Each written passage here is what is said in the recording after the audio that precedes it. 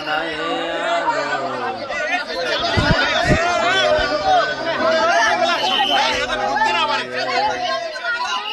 পাথরে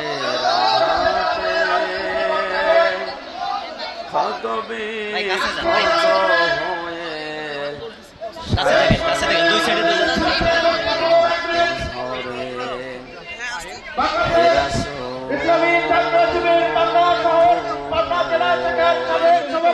তোমাকে ভুলি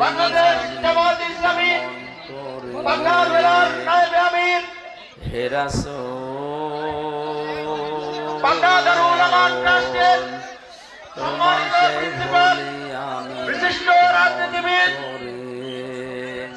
পাবনা সদর থানার অন্তর্গত ইসলামী সমাজ কল্যাণ পরিষদ ও পাঠাগার দোগাছি বাজারের উদ্যোগে ঐতিহাসিক তাফসিরুল কোরআন মাহফিলের স্বনামধন্য সভাপতি জনাব আবু খান মোস্তফা বাচ্চু দামাত বারকাতুহুম ইয়া আইয়ুহাল্লাযীনা আমানু ইযা ক্বিলা লাকুম তাফাসসাহু ফিল মাজালিসি ফাফসাহু ইয়াফসাহুল্লাহু লাকুম।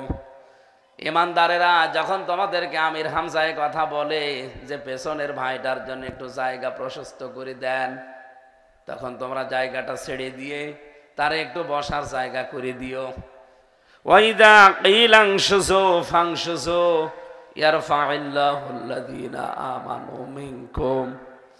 যখন তোমাদেরকে বলা হয় একটু এগিয়ে বসেন, এই লোকটাকে একটু জায়গা করে দেন, ওর জন্যে হালকা যদি জায়গা করে দিতে পারো, এই মাত্র 1 হাত জায়গার জন্য জান্নাতে আল্লাহ তোমার জন্য একটা জায়গা বরাদ্দ দিয়ে দেবেন। এই ওঠা যাবে না, ওইভাবেই বসে বসে পারলে একটু জায়গা করে দেন। অনেকে দাঁড়িয়ে আছে তো, আপনারা আর একটু বড় করে পোড়াটা ঘিরে দিতে পারতেন। এখন তো শীতের সময় উপর দিয়ে নিয়র পড়বে।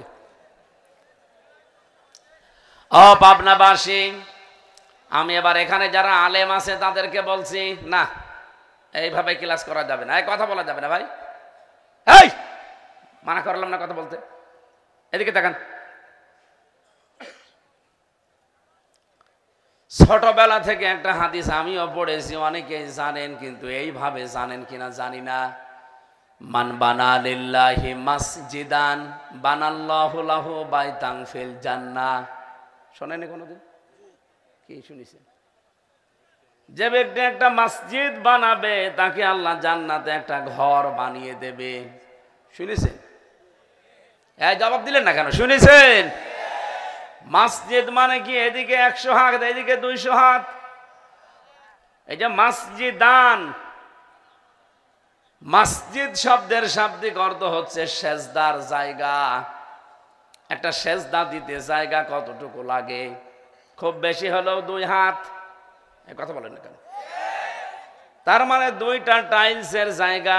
এই পরিমাণে কেউ যদি মসজিদের জন্য খরচ করে, 2টা টাইলসও যদি আপনি কিনে দেন, তার মানে একটা মানুষ সেজদা দিতে যতটুকু জায়গা লাগে, আপনার অর্থ সম্পদের দ্বারা যদি এতটুকু জায়গা দুনিয়ায় তৈরি হয়, কিয়ামতের দিন আল্লাহ নিজে জান্নাতের ভেতরে আপনাকে বিশাল ঘর বানিয়ে দেবেন। এই জন্য এরকম সুযোগ যদি কারো সামনে আসে, আপনি হেলায় খেলায় নষ্ট করবেন না। 1-2 হাত জায়গা, মাত্র 2টা টাইলস হলে একটা মানুষ সেজদা দিতে পারে। এরকম 2টা টাইলসের দাম কোন মসজিদে তৈরি হচ্ছে, দেওয়া যাবে না? এতটুকুর দ্বারা খুব বেশি হলেও 200-250 টাকা লাগবে। ভালো মানের টাইলস দিলেও 2টা দিলে 200-250 টাকায় শেষ। জান্নাতে অলরেডি আপনার জন্য একটা ঘর আল্লাহ বরাদ্দ দিয়ে দিয়েছে। এখানে কোরআনের এই আয়াত সূরা মুজাদালার 11 নম্বর আয়াত অনুযায়ী যেটা বুঝলাম, যে আপনি যদি একজনের জন্য একটু জায়গা ছেড়ে দেন, জান্নাতে আল্লাহ আপনার জন্য ঘর বানিয়ে দেবে। আল্লাহর ঘর মনে হয় এদিকে 10 হাত, এদিকে 11 হাত নাকি? আমার ভাইরা, কোরআনে কারিমে যে বর্ণনাগুলো আমি পড়ি, বুঝে বুঝে যখন পড়ি দেখি, জান্নাতিন তাজরি মিন তাহতিহাল আনহার। এই ওনারে দেখলেন না এতক্ষণ? আর কি দেখবেন? ভোট চাওয়ার জন্য যখন আসবে তখন আবার দেখবেন। এদিকে তাকান। একটা পুরুষ মানুষ চলে যাচ্ছে, যারা এতক্ষণ দেখলেন, এরপরও যদি আবার দেখা লাগে, আমার মনে হয় এখানে যদি কোনো নায়িকা এখন আসে, আপনারা আমারে ধুয়ে পালাবেন। বলছে ঠিক, যান, চলে যান। এটা ফাঁকা কেন? একজন বসেন। আর এত নড়াচড়া করা যাবে না, এইভাবে ক্লাস করা যায়? এই যে দাড়িওয়ালা ভাই, বসেন, এক জায়গায় বসেন। যারা মাহফিলের আয়োজন করে এরা শোনে না, এরা খালি তাং নাঙে আছে। যে হাঙ্কি পাঙ্কি বলেছিল কে যেন, তাইর ভাই, হাঙ্কি পাঙ্কিতে আছে। কত দূর দূরান্ত থেকে এসে চাতক পাখির মতো শুনতেছে। আর যারা এত খরচ করে দিয়েছে, এই মানুষগুলো শোনে না। মসজিদান শব্দের যে ব্যাখ্যা বললাম, আল্লাহর কসম, এখানে খালি আলেমরা বাদে অনেকে জানেই না। অনেকে মনে করে বিশাল মসজিদ বানানো লাগবে, তারপরে আল্লাহ জান্নাতে ঘর বানাবে। না, সেজদার জায়গা একটা বানিয়ে দিতে পারলে আপনার জন্য জান্নাতে ঘর হবে, সে 2 হাত হোক আর 2.5 হাত হোক। কে কথা বলছেন? যেহেতু জান্নাত বহু বচন দিলেন আল্লাহ, আমি আয়াতটা নিয়ে চিন্তা করেছি। বহু জায়গায় কোরআনে আল্লাহ এই শব্দটা লাগিয়েছেন, জান্নাতিন তাজরি মিন তাহতিহাল আনহার। হ্যাঁ, অনেক জায়গায় জান্নাতে 1 বচনও আছে, কিন্তু অধিকাংশ জায়গাগুলোতে আল্লাহ বহু বচন দিয়েছেন। ও পাবনাবাসী, আমার এই ছোট্ট মেধা, আমি চিন্তা করেছিলাম আল্লাহ কেন বহু বচন দিলেন। পৃথিবীর বিভিন্ন দেশে যাবার পরে তাদের ভাষাগুলো আগে আয়ত্ত করার চেষ্টা করতাম। তামিলনাড়ুতে গিয়েছিলাম, ওদের ভাষা হালকা হালকা বুঝতাম। জিজ্ঞাসা করেছিলাম যে আপনাদের ভাষায় ব্যাকরণ আছে, বচন ব্যবহার করেন কয় কয় বলেন তো। যাদের সাথে নামাজ পড়তে যেতাম তামিলনাড়ুতে, অনেক দিন ছিলাম, ওই মুসলমান এরা বলতো আমরা আমাদের শিক্ষা ব্যবস্থায় তামিল ভাষায় বচন ব্যবহার করি 2টা, 1 বচন আর বহু বচন। দ্বিবচন ওদের ভাষায় নেই। তামিলনাড়ুতে আপনি গিয়ে জিজ্ঞাসা করেন, ওদের ভাষায় দ্বিবচন নেই, 1 বচন, বহু বচন। আমরা যারা অনেকে ইংরেজিতে কথা বলি, ইংরেজিতে দ্বিবচন আছে নেই। 1 বচনের পরেই বহু বচন, সিঙ্গুলার প্লুরাল। মালয়েশিয়াতে যেহেতু মাঝে মাঝে আমি যে থাকি, ওই ভাষাটাও কিছু কিছু হালকা বুঝি। আলিয়া, ওদেরকে জিজ্ঞাসা করেছি আপনাদের ব্যাকরণে বচন কত প্রকার? ওরা বলছে 2 প্রকার, 1 বচন আর বহু বচন। মাঝখানে দ্বিবচন নেই। আমরা যেহেতু বাংলায় কথা বলি, আমাদের ভাষায় বচন কত প্রকার? আপনারা ঘুমাচ্ছেন না? এই জবাব দিতে পারলেন না? আমি কি অন্য ভাষার কথা বললাম? বাংলা কয় বচন? 1 বচন, দ্বিবচন, বহু বচন। আরবিতেও আছে, এই যে মাওলানা আছে, 1 বচন, দ্বিবচন, বহু বচন। আপনি একবারে 1 বচনের পরে বহু বচনে যেতে পারবেন না।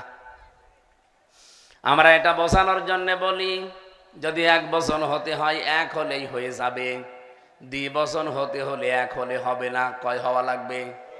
আরো জোরে বলেন। যদি বহু বচন হতে হয় আপনাকে কমপক্ষে 3 হওয়া লাগবে। এ মাওলানার মতো বহু মাওলানা এদেশে ওয়াজ করেছে, কোন মানুষকে যদি আল্লাহ 1টা জান্নাত দেয়, তাহলে এই দুনিয়ার মতো কমপক্ষে 10 দুনিয়ার সমান। কোনদিন শোনেননি নাকি? শুনেছেন? তাহলে এখানে যেহেতু আল্লাহ জান্নাত বহু বচন দিয়েছেন, 1টা জান্নাত যদি আমার আল্লাহ কাউকে দান করেন, সেটা যদি 10 দুনিয়ার সমান হয়, এখানে বহু বচন হিসাবে কমপক্ষে কত হওয়া লাগবে? আরো জোরে বলেন। 3 10। আপনাকে যদি আল্লাহ জান্নাত দেয়, কমপক্ষে এই দুনিয়ার মতো 30 দুনিয়ার সমান জান্নাত দান করবেন। কাজটা খুব বড়। মাত্র এখানে একটু একজনকে বসার জন্য আপনি একটু সুযোগ করে দেবেন। এই ওর যদি 1-1.5 হাত জায়গা লাগে বসতে, এতটুকু জায়গায় যদি নড়াচড়া করে ওরে দিতে পারেন, সূরা মুজাদালার 11 নম্বর আয়াত অনুযায়ী আল্লাহ পাক বলেন আপনার জন্য আল্লাহ একটা জায়গা ছেড়ে দেবে, আর ওই জায়গা পরিমাণ হবে এই পৃথিবীর 30 পৃথিবীর সমান। আল্লাহ যেন আজকে আমাদেরকে এই আমল করার মাধ্যমে জান্নাতের বিশাল নিয়ামতটা দান করেন, যাদের জমিতে নাকি হয় না। অনেকের কিন্তু আছে স্বভাব যে জমিতে হয় না, অথচ 500 বিঘা জমির মালিক। কি হয়েছে? পুরা জমিন চাষ করে ভালো, আইলের কাছে গেলে নাঙ্গলের মাথা বাঁকা হয়ে যায়। আমার মনে হচ্ছে সব বরকত আল্লাহ আইলের কাছে দিয়েছে। তার মানে ওর জমিতে হচ্ছে না, ওর জমি হবে কোন দিন? হাত্তা যুরতুমুল মাকাবির, যতক্ষণ ও কবরে না যাবে ততক্ষণ ওর জমিতে পেট ভরবে না। কবরের মাটি ওর পেটে গেলে এমনি পেট ভরে যাবে। ও পাবনাবাসী আসেন, আমার কথায় যায়। যেহেতু আমরা এই সুযোগটা এখন অনেকে কাজে লাগিয়েছেন, দেখলাম অনেকে বসতে দিলেন, এরা মনে হয় জান্নাতে জমি চাই না।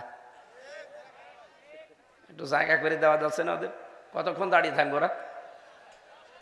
ও বসে না, ও তো সেই বঙ্গবন্ধু দেবতা হয়ে বসে আছে, দাঁড়িয়ে আছে। এত মূর্তি ভাঙার পরেও এরা দাঁড়িয়ে থাকে, এদের ভাঙার দরকার ছিল।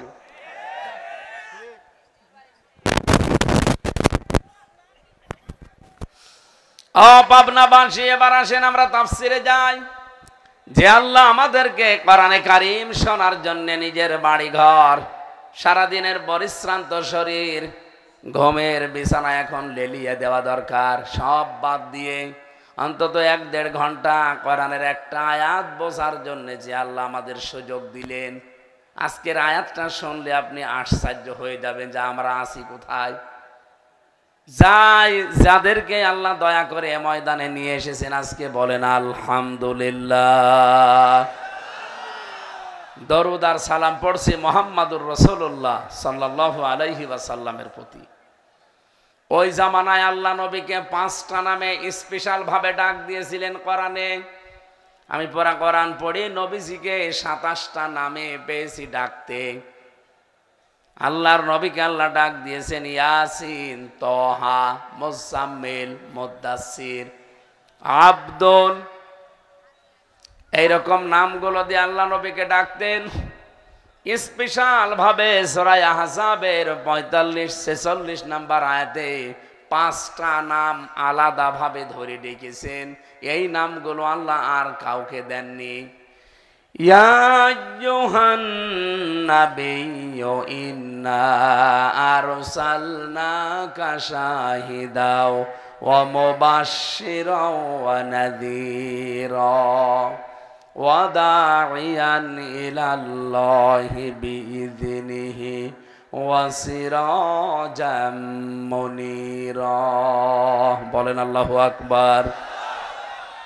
আল্লাহ পাক ডাক দিলেন, হে নবী, অবশ্যই আপনাকে ইন্না আরসালনাকা, আমি আল্লাহ আপনাকে পাঠিয়েছি শাহিদান, 1 নম্বরে আপনি সাক্ষীদাতা। পাবনাবাসী ভালো করে জবাব দেবেন, যে কোনো বিষয়ের সাক্ষী দিতে হলে ওই জিনিসটা দেখা লাগে, জানা লাগে, নাকি আন্দাজে সাক্ষী দেওয়া যায় না। যদিও বাংলাদেশের নিয়মটা একটু আলাদা, এখানে দেখা লাগে না, জন্মানো লাগে না, তারপরও সাক্ষী হওয়া যায়। আল্লামা সাইদি রহমতুল্লাহ আলাইহের সর্বশেষ মামলা যেটা ধর্ষণ মামলা, ওই মামলাতে যে মহিলাকে সাজিয়ে নিয়ে এসেছে, অ্যাডভোকেট তাজুল ইসলাম জিজ্ঞাসা করেছিল, ওই মেয়ে মাওলানা সাইদি ধর্ষণ করেছে তোমাকে? বলছে জি হ্যাঁ। তোমার জন্ম তারিখ কত? বলছে 1975 সাল। যে ধর্ষণ করেছে কত সালে? 1971 সালে। ওই দিনই উনি বলেছিলেন, মাননীয় বিচারপতি এটা একটু লেখেন, ওর জন্ম হচ্ছে 75-এ, ও ধর্ষিতা হয়েছে 71-এ, ওটা কি রুহের জগতে? ওই দিনই মামলা শেষ হয়ে যাওয়ার কথা, কিন্তু না, ওই যে কালামানিক যার বিসি নেই, বিসি উড়ে গেছে, ওর জীবনে আর কোনোদিন সংসার করার কায়দা নেই। বিসি না থাকলে সংসার হবে? হ্যাঁ, আল্লাহ জিনিসপত্র উড়িয়ে দিয়েছে। এই শয়তান বলেছিল আল্লামা সাঈদীকে আমি ফাঁসি দিতে পারলাম না, এটা আমার জীবনের বড় আফসোস। এখন নিয়ে ঠেলা। এ পৃথিবীর সব চাইতে বড় স্বৈরাচার যারা ছিল, দেশদ্রোহী যারা ছিল, তাদের ভেতরে অন্যতম যিনি পালিয়েছেন উনি। আপনি যদি বিশ্বাস নাও করেন, আমি বিশ্বাস করি, কারণ আমি নিজে ভিকটিম। 3টা বছর আমারে ফাঁসির কন্ডেম সেলের ভেতরে রেখে দিয়েছিল। আয়না ঘরের নামে আমিও প্রথমে 10 দিন ছিলাম মিনিটায়, বেগটায় আমাকে নেয়নি। মিনিটায় যে কষ্ট, বেগটায় না জানি কি কষ্ট ছিল। আল্লামা সাঈদী রহমতুল্লাহ আলাইহি মাঝে মাঝে জেলখানার হাসপাতালে নিয়ে আসতো, ওই সময় দেখা করতাম। ওনাকেও বহু কষ্ট দিয়েছে জালিমরা। মুফতি ফখরুল ইসলাম ভাই, নোয়াখালীতে বাড়ি, কওমি মাদ্রাসার একজন মহাতামিম, আমার রুমেই দিয়েছিল ওনারে। আমার রাতের বেলা মাঝে মাঝে বলতো, হামজা ভাই, রিমান্ডে আমারে নিয়েছিল, বিশেষ করে ওই আয়না ঘরে আমি বিগটাই ছিলাম, এত কঠিন মারাত্মক জায়গা। এ কথাগুলো তুলতো ওই সময় যখন দেখতাম উনি হাত পা ষাট করে পড়ে আছে। এমনিতেই 3.5 হাত এদিকে, এদিকে 2.5 হাত, মাঝখানে আবার টয়লেট দেওয়া এক কোনায়। এই রকম ঘরে যদি উনি শুয়ে থাকে, তা আমি বসবো কোথায়? এই জন্য মাঝে মাঝে একটু রাগ করে বলতাম, আপনি কি করেন, এভাবে শুয়ে থাকেন, আমি শোব কোথায়? আমারে বলছে, হামজা ভাই, মানুষ যে শুয়ে থাকে এটা যে কত বড় নিয়ামত আমি জানি। আমার এই পায়ের ভেতরে ভাবে হাত দিয়েছিল, এরপরে লোহার যে ব্যারিকেড আছে ওর সাথে তালা লাগিয়ে দিয়েছে। 24 ঘন্টা এভাবে বসে আছি। মাত্র সারাদিন সারা রাতে 1-2 বার টয়লেট করার সময় দিত, 1.5 থেকে 2 মিনিট।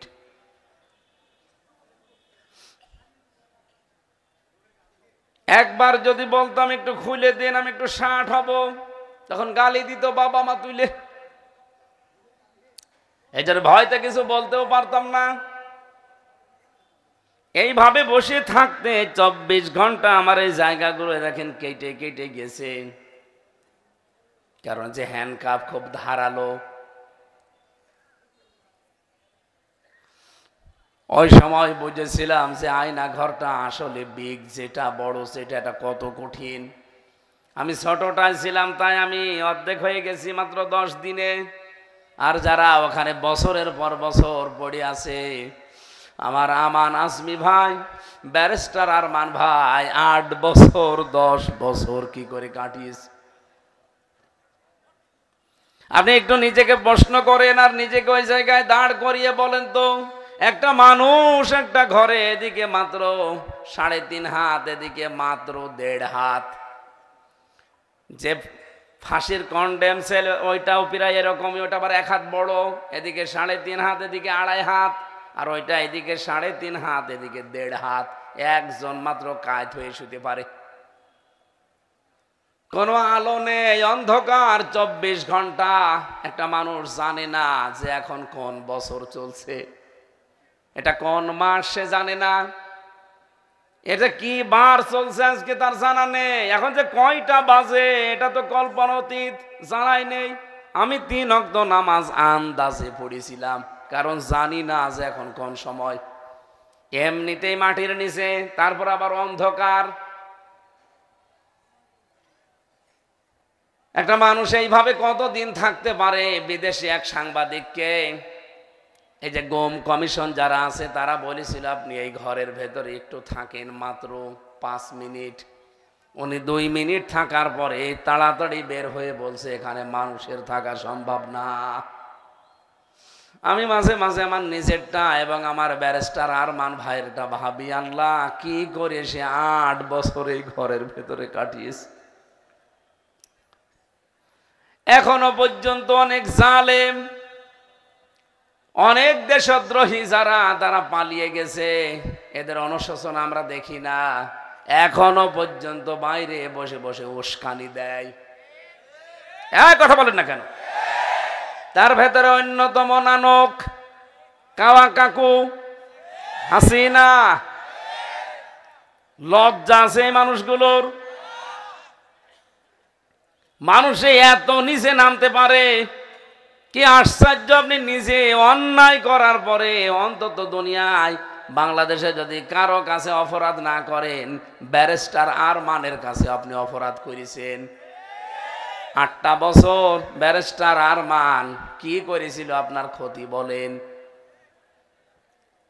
আমান আজমি ভাই 10 বছর কাটিয়েছে একটা ঘরে, কি করেছিল আপনার ক্ষতি? কি জবাব দেবেন কিয়ামতে যখন ওনার সামনে আপনাকে তুলবে? রব্বুল আলামিন বলেন ফাকাইফা ইযা জিনা মিন কুল্লি উম্মাতিন বিশাহিদি ওয়া জিনা বিকা আলা হাউলাই শাহিদা। সূরা নিসার 41 নম্বর আয়াত। আল্লাহ কাইফা ব্যবহার করেছেন যে কেমন হবে তখন, যখন এই অপরাধী তাকে ডাক দেব আমি আল্লাহ, তার আমার সামনে ওকে দাঁড় করিয়ে ওরে সাক্ষী দেওয়ার জন্য নবী।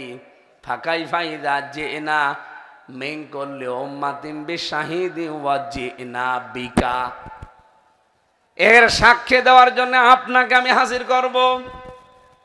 আপনি যখন সাক্ষী দেবেন এর পক্ষে বিপক্ষে যেভাবেই হোক, কেমন হবে দৃশ্যটা বলেন তো আপনি? আল্লাহ প্রশ্ন করছেন। কাইফা শব্দটা কোনো সেন্টেন্সের আগে যদি ব্যবহার হয়, বাংলা অর্থ দাঁড়ায় যে আল্লাহ বিশ্বাস করতে চায় না। কোন আয়াতকে যদি আল্লাহ বোঝাতে গিয়ে দেখেন যে এটা এমন আশ্চর্য যে আল্লাহ নিজেও তার বিশ্বাস হতে চাচ্ছে না যেটা হতে পারে, তখন কাইফা শব্দ দেন। এটা বালাগাত মানতিকের 13টা কায়দা আছে কাইফা ব্যবহার করার, এর 9 নাম্বার কায়দায় পাবেন। আমি সে আলেমে থাকতে পড়েছিলাম। রব্বুল আলামিন পড়া কোরআন শরীফে যেখানে কাইফা দেখবেন, আপনি আজকে থেকে মনে রাখবেন যে কোনো আশ্চর্য জিনিস এখানে আছে। কাইফা তাকফুরুনা বিল্লাহি ওয়া কুনতুম আমওয়াতান ফাআহইয়াকুম। আল্লাহ পাক বলেন কেমন করে মানুষ আমার কুফরি করে, আমার সাথে নাফরমানি করে, আমারে মানতে চায় না। এটা তো আমারই বিশ্বাস হয় না, কারণ ও মৃত ছিল। ওরা আমি আল্লাহ জীবন দিয়েছি, ও কুফরি যে করে কি করে আমার সাথে? ও মৃত্যু ছিল, ওর কোনো অস্তিত্ব ছিল না, নামগন্ধ তো দূরের কথা। সেখান থেকে ওরে আমি আল্লাহ হামজা বানিয়েছি, অথচ আমার সাথে নাফরমানি করে, আমার সাথে কুফরি করে, আমার বিধান মানতে চাই না। এটা আমারও বিশ্বাস হয় না। তাহলে এই জায়গায় আল্লাহ কাইফা দিয়ে আশ্চর্য যে কেমন হবে বলেন তো নবী, যখন আমি এই লোকটাকে আমার সামনে দাঁড় করাবো আর সাক্ষী হিসাবে আপনাকে আমি নিয়ে আসবো। ও পাবনাবাসী, বিশ্ব নবীর 1 নাম্বার পরিচয় আল্লাহ আয়াতে দিলেন, তিনি শাহিদান, সাক্ষীদাতা। শব্দ শুনে অনেকের মনে হতে পারে এ আবার কি? আরে ভাই, কত গুরুত্বপূর্ণ শব্দ আপনি জানেন এটা? সাক্ষী দেওয়া লাগে দেখে দেখে। উনি 1500 বছর আগে বিদায় নিয়েছে, উনি আমাদের সাক্ষী দেবেন কি করে বলেন? কিয়ামত পর্যন্ত তো নবীজি থাকবেন না, উনি তো চলে গেছে দুনিয়া ছেড়ে। দুনিয়া আমি হামজার এই যে আমানুল্লাহ এর সাক্ষী হিসাবে উনি সাক্ষী দেবেন কি করে? তাফসিরে ফি জিলালিল কোরআন সাইয়্যিদ কুতুব রাহমাতুল্লাহ আলাইহি লিখেছেন, এই পৃথিবীতে কিয়ামত পর্যন্ত সাক্ষী থাকবে। এই সাক্ষীগুলো যারা দুনিয়ায় দিতে পারবে, সত্যের সাক্ষী, এই সাক্ষ্যটাই তাকে হয়তো নবীজির কিয়ামতের দিন ওই সাক্ষীর সাথে আল্লাহ জুড়ে দেবে। আমাদের এখন মানব জীবনে বাংলাদেশে সবচাইতে বড় সাক্ষীর নাম হচ্ছে রায় দেওয়া, সাপোর্ট করা, ভোট দেওয়া, সমর্থন জানানো। এটা একটা সাক্ষী। আপনি কি মনে করেন যে দুনিয়ার কাজ না? এটা একটা সাক্ষী। আপনি যারে তারে সার্টিফিকেট দিতে পারেন না, যার তার পক্ষে সাক্ষী দিতে পারেন না। মাইয়াশফা শাফাতান হাসানাতান ইয়াকুল্লাহু নাসীবুম মিনহা। সূরা নিসার 85 নম্বর আয়াতের প্রথম অংশে আছে, 5 নম্বর পারার 10 নম্বর পৃষ্ঠার 11 নম্বর লাইনে আছে। আল্লাহ বলেন, কোন ব্যক্তি যদি ভালো কাজে সুপারিশ করে, রায় দেয়, সমর্থন জানায়, ভোট দেয়। ভোট বললাম বলে রাগ হয়ে গেল? আপনি মারেফুল কোরআন খোলেন, এখানে আল্লাহ ভোট শব্দটাই ব্যবহার করেছেন। আরবিতে বলা হয় আমানাত। আরবিতে কি? বা শাফাত। কেউ যদি সুপারিশ করে, ভোট দেয়, রায় দেয়, সমর্থন জানায়, পেছনে থাকে, সাপোর্ট দেয়, এই লোকটা ভালো কাজ করে যে সওয়াব পাবে, আপনি শুধু ভোট দিয়ে তার অংশ পাবেন। অমাইয়াশফা শাফাতান সাজ্জিয়াতান ইয়াকুল্লাহু কিফলুম মিনহা। কোন মানুষ যদি অন্যায় করে আর আপনি যদি সাপোর্ট দেন, রায় দেন, ভোট দেন, ও অন্যায় করে যা হবে আপনি সাপোর্ট দিয়েই তাই হবে। এটা দুনিয়ার কাজ হয় কি করে আমার তো বুঝে আসে না। যারা ধান্দাবাজ তারা আমাদেরকে এটা বোঝায় যে রাজনীতি করা এটা দুনিয়ার কাজ, এইটা করা লাগবে কেন, এটা করা লাগবে কেন, মানে এই কথাগুলো আজ বাংলাদেশের মানুষ না বোঝে, বোঝানো হয় না। এই জন্যে এদেশে 54 বছর পার হয়ে গেছে, ইসলাম এখনো আদেশের জায়গায় যায়নি। ইসলাম আছে অনুরোধের জায়গায়। আজ খতমে নবুয়ত ঢাকায় বিশাল সমাবেশ করে অনুরোধ করা হচ্ছে। কেন আপনি অনুরোধ করবেন? 92% মুসলমানের দেশে ইসলাম যদি আমরা আদেশের জায়গায় রাখতে পারতাম, আমরা নিজেরাই আইন পাশ করে কাদিয়ানীদের কাফের ঘোষণা করতাম। কতদিন আর সি হুজুর করবেন? কতদিন আর দালালি করবেন? আপনার কথা শোনে না, আপনি তো দেখতে পাচ্ছেন 54 বছর কত মানুষ কত আশা আমাদেরকে দিয়েছে, আমাদের কাছ থেকে সাপোর্ট নিয়ে, রায় নিয়ে, ভোট নিয়ে। তারা বলে যে কথা শোনা হবে, কিন্তু সিআরপি গেলে তাদের আর মনে থাকে না। আমরা এবার আর কারো দাবার গুটি হতে রাজি না। টাম কার্ড হিসাবে আমাদেরকে কেউ খেলতে পারবে না। এবার আপনি দেখেন এই বাংলাদেশে এখন সব মুসলমান প্রায় এক হয়ে গেছে। প্রশ্ন আসতে পারে, অনেক আলেম তো আসেনি, ওগুলো আলেম না। উম্মতের ঐক্য যারা নষ্ট করে ওগুলো আলেম নামের জালেম। আমি ফতোয়া দিচ্ছি, ওগুলোর ঈমান নেই। জুব্বা থাকতে পারে, দাড়ি থাকতে পারে। আজকের তেলাওয়াত কিন্তু আয়াত থেকে আপনি একেবারে খাপের খাপ মিলিয়ে নেবেন। এই জন্য সাক্ষ্যের বিষয়টা হেলায় খেলায় কেউ নষ্ট করবেন না। কেউ যেন না ভাবে আর কি এতটুকু বললে আর কি হয়। কত মানুষকে এই ধোঁকাবাজ মুনাফিক শয়তানরা বোঝাচ্ছে যে টাকা দিয়ে গেলাম, অন্তত টাকাটা হালাল করে খেয়েও। তখনও বলে যে টাকাও খাবো, আবার অন্য জায়গায় ভোট দেব, ডবল গোনা হবে। আরে ভাই, আপনি টাকা খেয়েছেন এক গোনা, আল্লাহর আইনের বিরুদ্ধে রায় দেবেন আর এক গোনা। এই কথা বলেন না কেন? সুতরাং টাকা যদি কেউ দিতে আসে, খাওয়াতে আসে, খাবেন, কারণ ও টাকা আপনারই। ও টাকাও পেল কোথায়? আপনাকে যে টাকা দিয়ে যায় ভোটের আগে 10,000 20,000 টাকা পায় কোথায় বলুন? ওই টাকা আপনারই, কারণ ও যাকাত দেয়নি, দান করেনি, সাদকা করেনি। যেগুলো আপনার অধিকার ছিল, হক ছিল, ওর কাছে ও আদায় করেনি। এখন এসেছে আপনাকে কেনার জন্য, আপনি নিয়ে নেবেন নিজের টাকা মনে করে, কিন্তু রায় দেওয়ার সময় সত্যের পক্ষে ভোট দেবে। কথা বুঝেছেন? কারা হাত তোলেন তো? দেখেন তো, হাত তোলেনি কে? ওই যে, এই এদিকে আস। তুমি এখনো বোঝনি? ঠিক আছে, আলহামদুলিল্লাহ। 2 নম্বরে নবীজি ছিলেন মুবাশশির, তিনি সুসংবাদ দিতেন। 3 নম্বরে তিনি নাযীর, সতর্ককারী ছিলেন। 4 নম্বরে তিনি ডাকতেন আল্লাহর দিকে তার অনুমতি নিয়ে। ও পাবনাবাসী, আমি সেই 11 সাল থেকে আরম্ভ করেছি কোরআনের দিকে ডাক দেওয়া, কোনোদিন আমি আমার বাবার দিকে ডাকি নাই। কথা বলেন না কেন? সুতরাং যারা আল্লাহর দিকে ডাকবে, নবীজিকে আল্লাহ ডাকি দিয়েছিলেন ওয়াদাইয়ান ইলাল্লাহি বিইযনি ওয়া সিরাজাম মুনীরা। হে নবী, আপনি উজ্জ্বল প্রদীপ। আপনাকে আমি সূর্যের সাথে তুলনা দেইনি, মোমবাতির সাথে দিয়েছি, প্রদীপের সাথে দিয়েছি। একটা সূর্য যত বড় হোক পাওয়ারফুল, একটা সূর্য আর একটা সূর্য বানাতে পারে না। একটা চাঁদ আর একটা চাঁদ কোনোদিন বানাতে পারে না। কিন্তু একটা লম্প হারিকেন অথবা আপনি এই যে মোমবাতি বলেন, এতটুকু মাত্র আলো থাকে। তামাম পৃথিবীর মানুষ যদি ওখান থেকে আগুন নিয়ে যায়, আলো নিয়ে যায়, কোনোদিন মোমবাতির আগুন কমবে? আরো জোরে বলেন। আল্লাহ কি সুন্দর নাম দিয়েছেন, সিরাজাম মুনীরা। আপনি উজ্জ্বল প্রদীপ। কিয়ামত পর্যন্ত মানুষ আপনার থেকে হেদায়েতের আলো নিতেই থাকবে, কিন্তু কোল কিনারা পাবে না। আল্লাহ 5টা নামে তখন যখন ডাকলেন, এর এগেইনস্টে কাফেররা আল্লাহর নবীকে আরো 5টা নামে ডাক দিয়েছিল। কয়টা? আরো জোরে। 1 নম্বরে তারা বলতো নবীজি পাগল, 2 নম্বরে বলতো জাদুকর, 3 নম্বরে বলতো গণক, 4 নম্বরে বলতো কবি, আর 5 নম্বরে মাঝে মাঝে বলতো মিথ্যাবাদী। বলেন নাউজুবিল্লাহ। আল্লাহ যে 5টা নামে ডাক দিয়েছিলেন, কাফেররা যে 5টা নাম নবীজিকে বানিয়ে দিয়েছে, বলেন একটা নামের সাথেও নবীজির সম্পর্ক আছে। প্রথম নাম কি?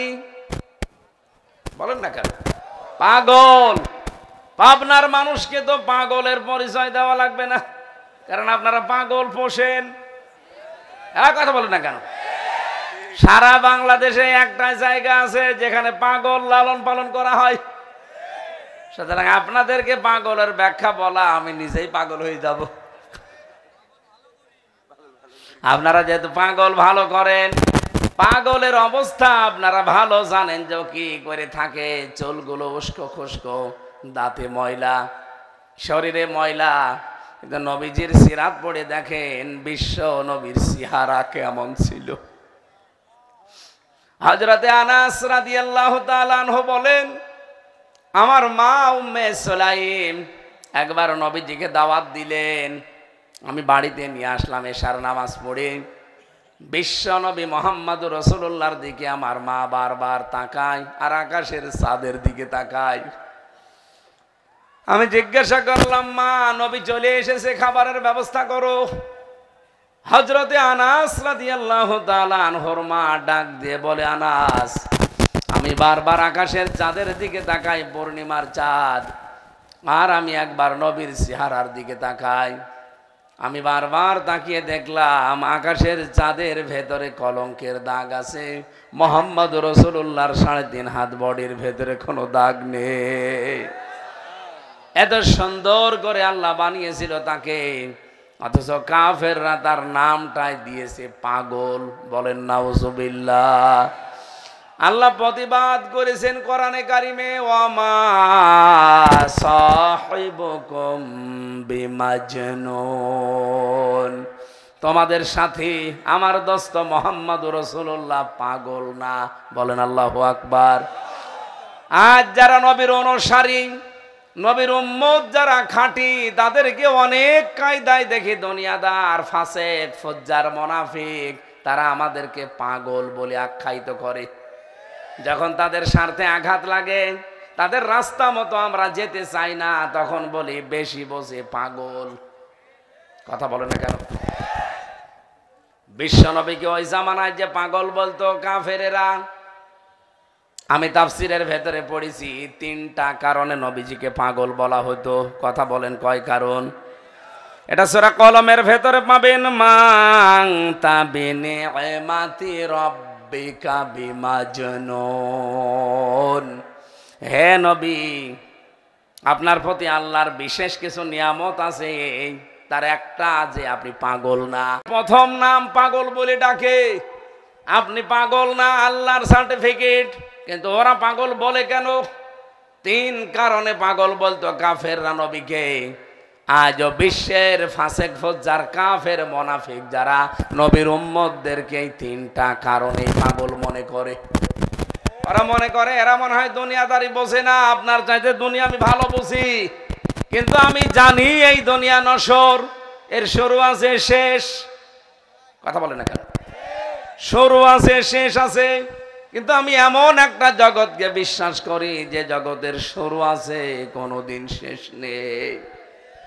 নবীজিকে পাগল বলতো ওই জামানায় কয় কারণে? আরো জোরে, জোর হলো না আর একবার বলেন। 1 নম্বরে কি? এমনি, কোনো কারণ নাই, এমনি। আজ বাংলাদেশে নতুন করে আমাদের অনেককে রাজাকার বলা হচ্ছে। কি কারণে? এমনি। আমারকে রাজাকার যদি কেউ বলে, ওইটাই রাজাকার। এই কথা বলেন না কেন?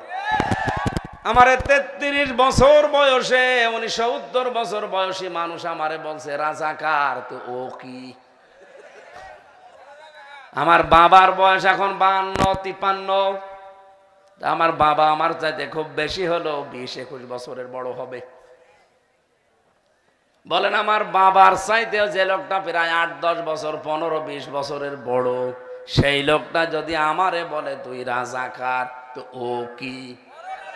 ও রাজাকারের বাপ। তাহলে আমাদেরকে কেন বলে? বলেন বলেন। এমনি, কোনো কারণ নেই। কারণ আছে একটাই, কারণ তাদের হাতে মিডিয়া আছে, পত্রিকা আছে, পাওয়ার আছে। বড় দল বলে তারা চিল্লায়, এই কারণেই বলে। তারা যদি ছোট দল বলে চিল্লায় তো তাহলে বলতো না। অথচ তালিকা পেয়েছিলাম যাদেরকে রাজাকার এই দেশে বলা হচ্ছে, ট্যাগ দেওয়া হচ্ছে, জাতিকে আজ বিভক্ত করার চেষ্টায় আছে। সেই দলে মাত্র 37 জন রাজাকার, তারপরও 13 জন মরে গেছে। আর যারাই চাপাবাসি করছেন এখন তাদের 1040 জন। কত? সাজর যদি সইকে বলে তোমার পেছনে ফোঁটা, আমার মনে হয় ওর দাঁত খুলে ফেলা লাগবে। আমার ফোঁটা মাত্র একটা, আর তোর? নবীজিকে পাগল বলতো ওই জামানায় প্রথম কারণ ছিল এমনি। দ্বিতীয় কারণ কি? আল্লাহর নবী মুহাম্মদুর রাসূলুল্লাহ উনি যখন দাওয়াতি কাজ নিয়ে, মিশন নিয়ে এগিয়ে যাচ্ছিলেন, ওই সময় তামাম পৃথিবী একদিকে আর নবীজি একা একদিকে। কেউ দুর্গা পূজা, কেউ দর্গা পূজা, কেউ মাছ পূজা, কেউ সাপ পূজা, কেউ আগুন পূজা, কেউ মূর্তি পূজা নিয়ে ব্যস্ত। আর আল্লাহর নবী মাত্র একা দাঁড়িয়ে বলেছিলেন লা ইলাহা ইল্লাল্লাহ, আমি একটাও মানি না। এই কারণে ওরা বলতো লোকটা পাগল হয়ে গেছে। এই পাবনা দোগাছির যে জামে মসজিদ, ওর পাশে যদি কেউ মাজার বানিয়ে এখন সেজদা দেয়, ওর ঈমান থাকার কথা। আরো জোরে বলেন। লা তাত্তাখিদুল কুবুর মাসাজিদা, লা তাত্তাখিদুল কুবুর মাসাজিদা। মাসাজিদ বা জিদা যাই বলেন, নবীজি বলেন কোন কবরকে তোমরা সেজদার জায়গা বানিও না, কারণ সেজদা শুধুমাত্র আল্লাহর হক। অথচ বাংলাদেশে বহু মুসলমান নামধারী তারা কবরে সেজদা দেয়। আপনি শুনলে রাগ করেন না, আমি নিজে দেখেছি। এই চোখকে আমি ফাঁকি দেব কি করে? 8 রশিতে নিজে দেখতে গিয়ে দেখলাম 2 জন সেজদায় পড়ে আছে কবরে। অথচ তোরা নামাজও পড়ে, রোজাও রাখে, ওরা মুসলমান দাবিও করে। ওরা কে মুসলমান আছে না মুশরিক? আরো জোরে বলেন। আল্লাহ বাদে কাউকে সেজদা দেওয়া জায়েজ নেই, সে যেই হোক। যেহেতু সেজদা দিচ্ছে, আমি যদি এখন আপনাদের মতো 50 জন মুসল্লিকে বলি চলেন এই জোহরের নামাজ পড়ি এখন এই মাজার এখানে আল্লাহর বিরুদ্ধে অবস্থান, শিরিক চলছে। এত বড় গোনা আমি হতে দেব না, চলেন এটা ভেঙে দেব। আমার মনে হয় 100 জন মুসল্লির ভেতরে 99 জন বলবে হুজুর বেশি বোঝে। আপনি নামাজ পড়াচ্ছেন, ইমামতি করছেন, করেন, ওখানে সেজদা দেয় কি মদ খায় না গাঁজা খায়, আপনার দরকার কি? যে যা করছে করুক গা, লা ইলাহা ইল্লাল্লাহ, কাউকে কিছু বলবো না। কি সুন্দর কালিমা। আমার মনে হয় আপনি বুঝে ফেলেছেন। এই যে এত বড় বড় মুসল্লি 99 জন আমার বিপক্ষে বলছে না, আমরা তো যাবই না, এমনকি হামজা পাগল হয়ে গেছে। ওই জামানায় তামাম পৃথিবী একদিকে আর নবীজি একা একদিকে। এই কারণে ওরা এই সঠিকটা না বোঝার কারণে বলতো মোহাম্মদ পাগল হয়ে গেছে। বলেন নাউজুবিল্লাহ। কাফেরদের যে নামগুলো আল্লাহর নামের এগেনস্টে তারা দিয়েছিল, 1 নম্বরে পাগল, 2 নম্বরে কবি, 3 নম্বরে গণক, 4 নম্বরে জাদুকর, 5 নম্বরে মাঝে মাঝে বলতো যে উনি মিথ্যাবাদী, কিন্তু সব সময় বলতো না। এই যে সব সময় বলতো না, এটা পেলেন কোথায়? সূরা আনআম এটা 33 নম্বর আয়াতে পাবেন। 7 নম্বর পারার 10 নম্বর পৃষ্ঠা 11 নম্বর লাইনে আছে। এদের শানে নজুল পড়তে গিয়ে দেখলাম আখনাস ইবনে শুরাইক, এই কাফের আবু জেহেলের কাছে একদিন এসে বলছেন, তা মোহাম্মদ যেটা বলে এটা কেমন মনে হয়? আবু জেহেল আশপাশে তাকিয়ে বলছে কেউ নেই তো, বলছে না, মোহাম্মদ যেটা বলে এটা সত্য। এমনকি আমি নিজে রাতের বেলা তার ঘরের পেছনে চুরি করে শুনি। আখনাস ডাক দিয়ে বলছে, নেতা আপনি কি বললেন? মোহাম্মদ যা বলে সত্য কথা, কোরআনে কারীম নাজিল হয়েছে তার উপরে সত্য, আপনি মানেন না কেন? আবু জেহেল ওই দিন বলেছে, এই কারণেই তুই কর্মী আর আমি নেতা। তুই যদি আমার বোঝো বুঝে ফেলতিস তাহলে তুই নেতা হয়ে যেতি, আমি তোর কর্মী থাকতাম। ওর কথাগুলো যদি আমি মেনেই নেই আমার চেয়ার থাকে। বলেন, আজ বাংলাদেশে বহু আবু জেহেল আছে, ও জানা শোনার পরেও বিরোধিতা করে। আমি নাম নিলাম না। যারা সংসদে দাঁড়িয়ে এতদিন কোরআনের আয়াত ধরে দলিল দিত, তারা আজ বাংলাদেশে ইসলাম যেন কায়েম না হয় সর্বাত্মক চেষ্টা করছে। স্বামী আর স্ত্রী আছে, তারা একেবারে বড় মুফতি হয়ে গেছে, নাম ধরে ধরে ফতোয়া দেয়।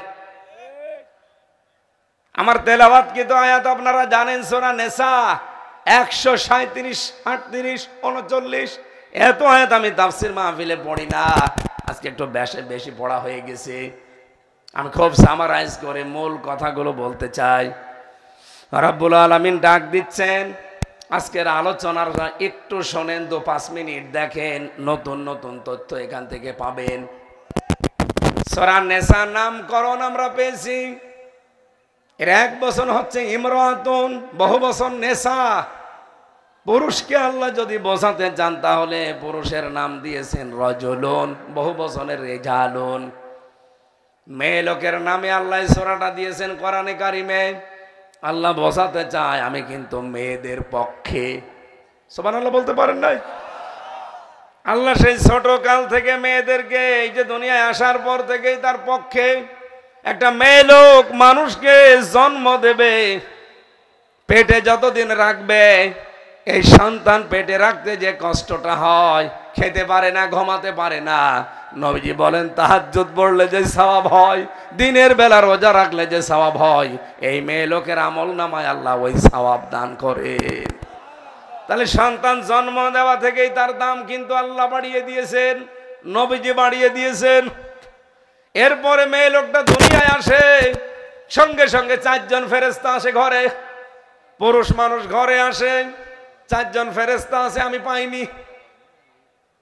কিন্তু মেয়ে লোক আসলে আসে 4 জন ফেরেশতা এসে মাথায় হাত দিয়ে দোয়া করে, রব্বুল আলামিন এই দুর্বল দেহটা বের হয়ে এসেছে একটা দুর্বল দেহ থেকে, এই মেয়েটাকে যারা 3টা কাজ দুনিয়াতে করতে পারবে এক নম্বরে তার একটা সুন্দর অর্থবোধক নাম রাখবে, 2 নম্বরে তার পেছনে খরচা করবে, দিন শেখাবে, 3 নম্বরে তাকে সৎ পাত্রে পাত্রস্থ করবে। এই 3টা দায়িত্ব যদি এই মেয়ে লোকের গার্জিয়ান পালন করতে পারে, কিয়ামত পর্যন্ত আল্লাহ তোমার দয়া তাদের সাথে থাকবে। শুধু দুনিয়ায় থাকবে বলেন না, ইলা ইয়াউমিল কিয়ামাহ, দুনিয়া কিয়ামত পর্যন্ত থাকবে।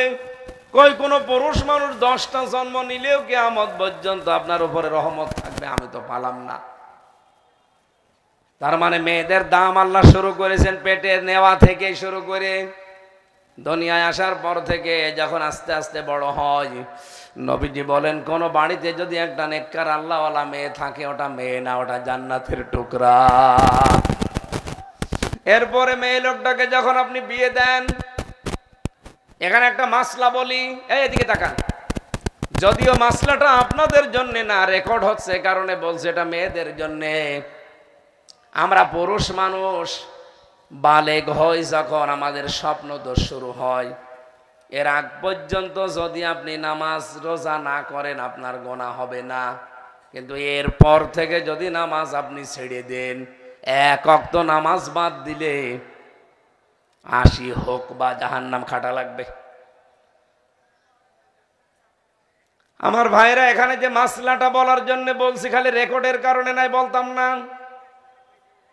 কোন মেয়ে লোক সাবালিকা হয় তখন, যখন তার শরীর খারাপ হয়, মাসে ওই যে 3 দিন 5 দিন 7 দিন 10 দিন শরীর খারাপ থাকে, সর্বপ্রথম যখন শুরু হবে, ওটা যদি 10 বছরে হয়, ওই দিন থেকেই তার নামাজ ফরজ। যদি 12 বছরে হয়, ওই দিনের পর থেকেই তার নামাজ ফরজ। যদি 15 বছরে হয়, এর আগ পর্যন্ত নামাজ পড়া লাগবে না, রোজা রাখা লাগবে না। মনে করেন 15 বছর আপনার মেয়ের বয়স, আপনি জানেন না তার শরীর খারাপ হয় কি না হয়, কিন্তু আপনার স্ত্রী জানে। এই জন্য মা বোনেরা যদি শুনতে পান, আপনার দায়িত্ব হবে আপনার স্বামীকে একটু টাচ দেওয়া। তোমার মেয়ে কিন্তু বালেগা হয়ে গেছে, এখন থেকে যেন ও নামাজ রোজা অন্তত বাদ না দেয়। এই দিনের পর থেকে যদি আপনার মেয়ে নামাজ না পড়ে, আপনি তাহাজ্জুদ পড়েন, 5 ওয়াক্ত পড়েন, হজ করে এসেছেন, ও একবার নামাজ না পড়লে ওর গোনা আপনার আমল নামায়ও যেতে থাকবে। মেয়েদের সম্মান আল্লাহ কোথায় পৌঁছিয়েছেন। এরপরে আপনি মেয়েটাকে বিয়ে দেওয়ার সময়, বাংলাদেশে আমরা উল্টাপাল্টা কাজে আছি। আমার রাগ হয় এই কারণে, কারণ আজ 36 বছর মেয়ে লোক ক্ষমতায়, 54 বছরের ভেতরে কত বলেন বলেন 36 বছর মেয়ে লোক ক্ষমতায়, 54 বছরের। অথচ আশ্চর্যের বিষয় হচ্ছে, যৌতুক নামে মহা কৌতুক। এই 36 বছরে এই মেয়ে লোক 2 জন আজও এই দেশ থেকে বিদায় করতে পারে নাই। বড় বড় কথা বলেন আপনি।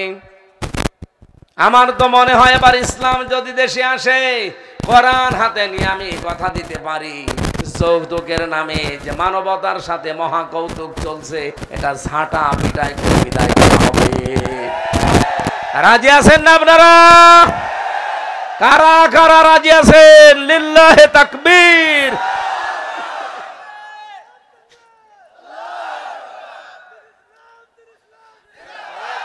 আগে বাদ দেন তাকবীর দেওয়া। যৌতুক এখানে খেয়েছেন কারা? হাত তোলেন তো। তাকবীর দিয়েছে আপনারে কই? একজো। তাহলে আলহামদুলিল্লাহ, ভালো। এ জেলা আমার মনে হয় বাংলাদেশে 1 নাম্বার হবে। কুষ্টিয়াতে যদি হাত তুলতে বলেন, আমার মনে হয় 100 জনের প্রায় 90 জন হাত তুলবে আল্লাহর ওলিরা। এখানে মাত্র 1 জন। এদিকে আসেন, টাকা ফেরত দেওয়া লাগবে আপনার। এই যে যারা বরযাত্রী যান, আজকে থেকে বরযাত্রীর দাওয়াত আর নেওয়া যাবে না, কারণ এটা ইসলামে নেই। ইসলামে আছে অলিমা। অলিমা হয় মেয়ের বাড়ি না ছেলের বাড়ি? আর আপনি যে 300 লোক নিয়ে চলে গেলেন বরযাত্রী, মেয়ের বাবার মনের খুশি ছাড়া, আবার বলছি, মেয়ের বাবার মনের খুশি ছাড়া তার বাড়ি থেকে একটা পান খাওয়াও জায়েজ নেই। আরে বরযাত্রী যে মরণের খাওয়া খায়, যার একটা পান খাওয়া যায় না, আরো খেয়েছে 1 কেজি গোশত। আজকে থেকে যতদিন যেখানে খেয়েছেন যদি মনে মনে থাকে ওগুলো ফেরত দিয়েছেন, আর নিয়ত করেন কোনদিন আমি আর কারো বরযাত্রী যাব। কারা কারা যাবেন না দেখে হাত তুলেন না, দাওয়াত বন্ধ হয়ে যাবে। হাত নামান। আমি যে এই যে 4-5 মিনিট ধরে বারবার বলছি, এটা আমার কোনো একটা কারণ আছে। কারণ আমার ছেলে নেই, আমার 3টা মেয়ে, আমার বাঁচা লাগবে না? আপনাদেরও বাঁচালাম যাদের মেয়ে আছে। নবীজির হাদিস অনুযায়ী যার একটা মেয়ে 3টা দায়িত্ব পালন করবে, নাম রাখবে, দিন শিখাবে, সৎ পাত্রে পাত্রস্থ করবে, তার জন্য একটা জান্নাত। যার 2টা মেয়ে 2টা জান্নাত, যার 3টা মেয়ে আল্লাহ তাকে 3টা জান্নাত দান করবেন। এমন হাদিস আমি জীবনে পড়িও নাই, শুনিও নাই যে যার 22টা ছেলে আল্লাহ তার একটা জান্নাত দেবে। আমার গ্রামে একজনের আছে 22টা, কিন্তু তার জান্নাতে একটাও আমি শুনিনি। কিন্তু মেয়ে যদি একটা তার থাকতো, একটা মেয়েকে যদি ওই 3টা শর্ত পালন করে যেতে পারতো, আল্লাহর নবীর হাদিস অনুযায়ী মা বাবা 2 জনের নবীর সাথে জান্নাতে থাকতে পারতো। সুবহানাল্লাহ বলতে পারেন নাই? আজ ইসলামের শত্রু যারা, বিশেষ করে রাম আর বাম, আর এখন তৈরি হয়েছে কিছু মুনাফিক, এরা নিজেদের স্বার্থ সিদ্ধির জন্য মেয়েদেরকে জুজুর ভয় দেখাচ্ছে। ইসলাম যদি আসে তোমাদেরকে ঘরবন্দি করে ফেলবে। কথা বলেন না কেন? এগুলো কিচ্ছু না, ভোট নেওয়ার ধান্দা। ইসলাম আসলে মেয়েদের সম্মান সবচাইতে বেশি পাবে তারা। আল্লাহর নবী নিজে মুহাম্মদুর রাসূলুল্লাহ দেখিয়েছেন, জরিয়ান নামক জায়গায় তিনি গোশত বিলোদন করছিলেন। হঠাৎ করে একটা বুড়ি মেয়ে লোক এসেছে, নবীজি নিজের চাদরটা দিয়ে দিলেন। বুড়ি মেয়ে লোকটা চাদরের উপরে বসেছে, কানের কাছে নবীজি মুখ দিলেন, কি কি যেন বলল। যাওয়ার সময় একটা টোপলা মাথায় দিয়ে নবীজি নিজে এগিয়ে দিলেন। যতক্ষণ পর্যন্ত যাওয়া যায় তিনি দাঁড়িয়ে থাকলেন। সাহাবায়ে কেরাম আশ্চর্য হয়ে বলেন, ইয়া রাসূলুল্লাহ, আপনার চাদরের উপরে বসে আপনার কানের কাছে মুখ নিয়ে কথা বলে, আপনার নাম ধরে ডাকে মুহাম্মদ, কে? নবীজি বলেন, তোমরা চিনতে পারো নাই, এটা আমার দুধমা হালিমা। এটা আমার দুধমা হযরতে হালিমাতুস সাদিয়া রাদিয়াল্লাহু তাআলা আনহা। আমি আমার নিজের মায়ের দুধ জীবনে খেতে পারিনি বেশি দিন। ছোটবেলা থেকে কোলে কাকে নিয়ে বুকের দুধ আমাকে দিয়ে যে মেয়ে লোকটা মানুষ করেছে, সেই মেয়ে লোক। এইটা হক তো আদায় করতে আজকে পারলাম না। যদি আমার গায়ের চামড়া খুলে মায়ের পায়ের স্যান্ডেল বানিয়ে দেওয়া যায়, তারপরও 1 ফোঁটা দুধের ঋণ শোধ করা যাবে না। জন্ম দেয়নি, পেটে নেয়নি, ডেলিভারির কষ্ট সহ্য করেনি, শুধুমাত্র দুধ খাওয়িয়েছে। এর জন্য যদি এত সম্মান দিতে পারে, আমরা কোথায় আছি? আমার ভাইরা যাদের মা বাবা আছে, আপনাদের হাতে পায়ে ধরে বলছি, দুনিয়া যদি সব ছেড়ে দেওয়া লাগে ছেড়ে দেবেন, কিন্তু এই 2টা হারানো যাবে না। যদি একবার হারিয়ে যায় সারা জীবন পস্তাবেন, কোনোদিন আর এইরকম মনের মা বাবা পাবেন না। আমার এক বন্ধুর কথা আমার মাঝে মাঝে মনে পড়ে। কক্সবাজারে বাড়ি ছিল, রামু থানায়। এই ছেলেটা ভালোবাসা করে, এই যে লাইন করা বলে, প্রেম করে বিয়ে করেছিল একটা ধনীর মেয়ের সাথে। লেখাপড়া করতে তার এত কষ্ট হয়েছে, বিশেষ করে মাস্টার্সে পরীক্ষা দেওয়ার সময় ফর্ম ফিল আপ করবে, টাকা ছিল না। বাবা বিভিন্ন বাড়িতে এই যে কামলা দেওয়া বলে এই কাজ করেছে, মাকে বিভিন্ন বাড়িতে ঝিয়ের কাজ করিয়েছে। কাজগুলো করে টাকা পয়সা ওর হাতে 4,500 টাকা লাগে, ওরে দিয়েছে, যা পরীক্ষার ফর্ম ফিল আপ কর। পরীক্ষা দেওয়ার পরে পাশও করেছে, রেজাল্টও ভালো, চাকরিও পেয়েছে একটা বেসরকারি জায়গায়, বেতন অনেক বেশি। যেহেতু লাইন করে বিয়ে করেছে, এই জন্য একটু বোর কাছে ছোট হয়ে থাকা লাগে, কারণ মেয়েটা ধনী মানুষের মেয়ে। ও বলেছে তুমি আমার পরিচয় যে থাকতে চাও, বাড়িতে যাওয়া যাবে না, গ্রাম্যই মেয়ে, গ্রাম্যই মা বাবার পরিচয় আমাদের চলবে না পরিবেশে, কারণ আমরা একটা স্ট্যাটাস নিয়ে চলি। বর মুখের দিকে তাকিয়ে শেষ পর্যন্ত মা বাবার সাথে সম্পর্ক কাট করে দিয়েছে। অনেক দিন আছে ঢাকাতে, ওর বাবা আর মা সন্তানের খোঁজ না পেয়ে নিরুপায় হয়ে শেষ পর্যন্ত একটা রিকশা ভাড়া নিয়েছে। দিনের বেলা ভাড়া মারে, বের হতে চায় না, মুখ খুলে মুখ বেঁধে মাঝে মাঝে রাখে। আর রাতের বেলা যখন ওই নাইট কোচগুলো ঢাকা থেকে আসে তখন ওইগুলোর মানুষ নিয়ে যায়।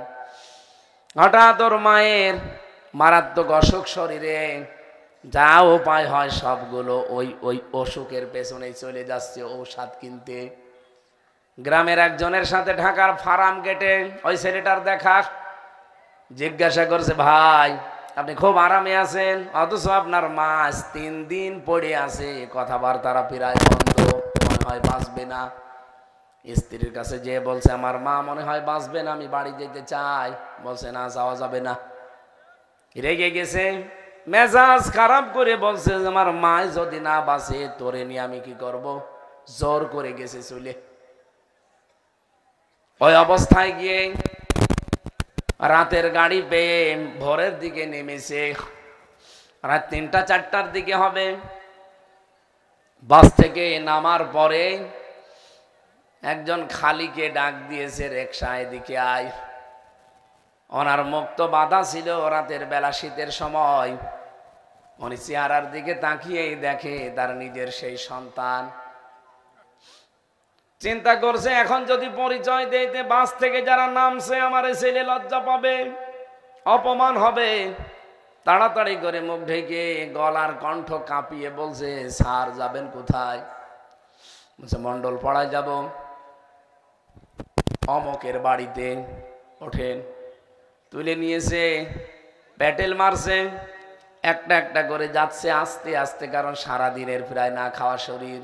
কিছু দূর যাওয়ার পরে পেছনে ধাক্কা দিয়ে বলছে জোরে চালান। কিছু দূর যে আবার বলছে কি আপনি এই বয়সে রিকশা চালাতে পারেন না, নিয়ে আসেন কেন? সন্তান নেই। মনে মনে বলছে সন্তান তো আছে পিঠের ওপরে।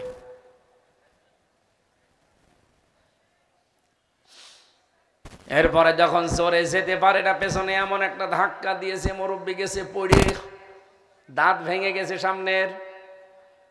বহু কষ্ট করে উঠে ডাক দিয়ে বলছে, স্যার আপনার মোবাইলের লাইটটা একটু বের করেন তো। কেন? দরকার আছে।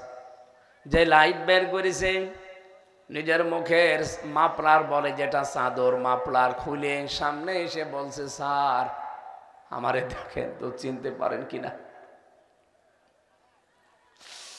আপনাকে স্যার বানাতে গিয়ে আমার জীবনটাই নষ্ট হয়ে গেছে। আমি মানুষের বাড়িতে কামলা দিয়ে আপনার পরীক্ষার ফিস দিয়েছিলাম, অথচ আজ কয়েক বছর হয়ে গেল আপনি আর খোঁজও নেননি। আপনার মা বাড়িতে মায়ের ঝিয়ের কাজ করে টাকা দিয়েছিল, আজ 3 দিন পড়ে আছে, ঔষধের পয়সা আমি জোগাড় করতে পারি না। এই রিকশাটা ভাড়া নিয়েছি, দিনের বেলা তো বেরও হতে পারি না তোমার সম্মানের কারণে, কারণ তুমি স্যার।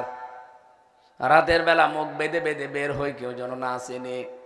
যে কয় টাকা হয় মালিককে কিছু দিয়ে যা থাকে ঔষধ কিনতে শেষ হয়ে যায়। 3 দিন তোমার মায়ের কথা বন্ধ, মনে হয় বাঁচবে না। রিকশা থেকে নেমে বাবার পা জড়িয়ে ধরে হাও মাও করে কেঁদে বলছে, আব্বা আমারে মাফ করে দেন, জলদি করে চলেন। বাড়িতে যাওয়ার পরে দেখে 10 মিনিট আগে ওর মা মারা গেছে।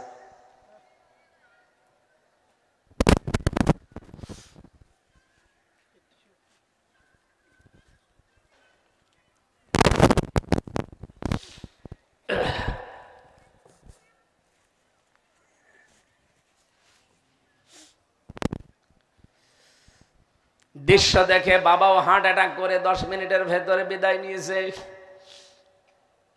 মা বাবা আর পা জড়িয়ে বলে, আমাদেরকে ক্ষমাও করে গেলে না।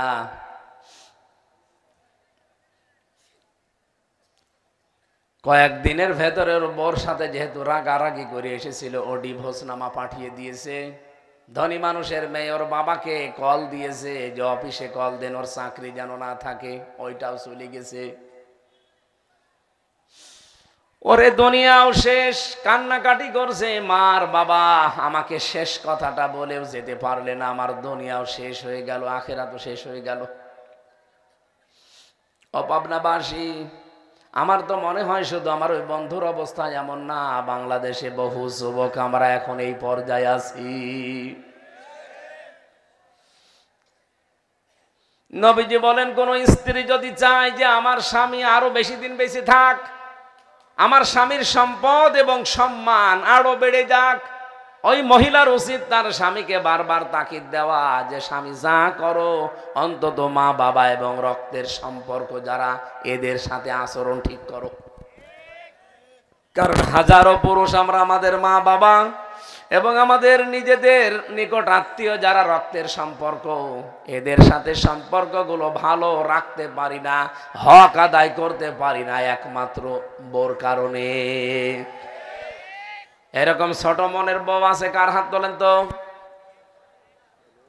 কোন এলাকায় আসলাম ওয়াজ করতে, আল্লাহর ওলি বসে আছে।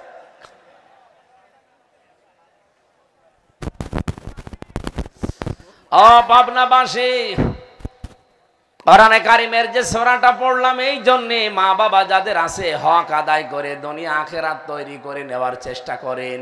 মায়ের পেছনে বাবার পেছনে কিছু খরচ করা মানে আল্লাহর রাস্তায় সাদকা করা।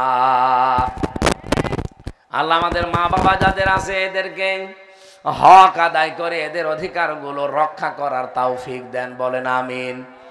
মেয়ে লোকের নামে আল্লাহ যে সূরা দিয়েছেন 176টা আয়াত আছে, মাত্র 3টা আয়াতের আমি একটা আয়াতের তাফসীর করছি। ইন্নাল্লাযীনা আমানু, এদিকে তাকান, আপনারা কি বাড়ি চলে যাবেন নাকি?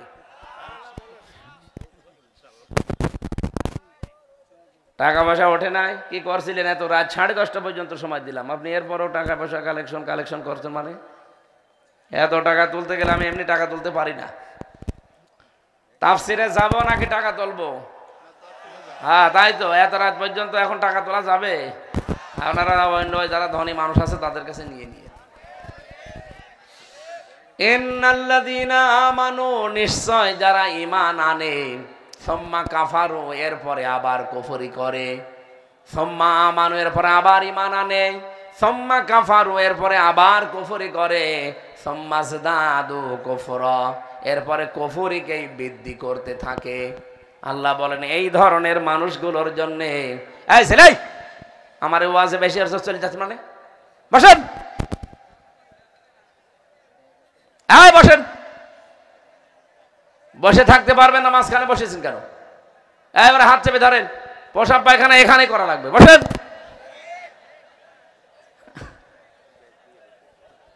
আপনারা টাকা পয়সা যদি নিয়ে এসে থাকেন, আমি আপনাদের শেষ কথা বলছি, যাবার সময় বাড়ি নিয়ে যেন না, এখানে দিয়ে যাবেন।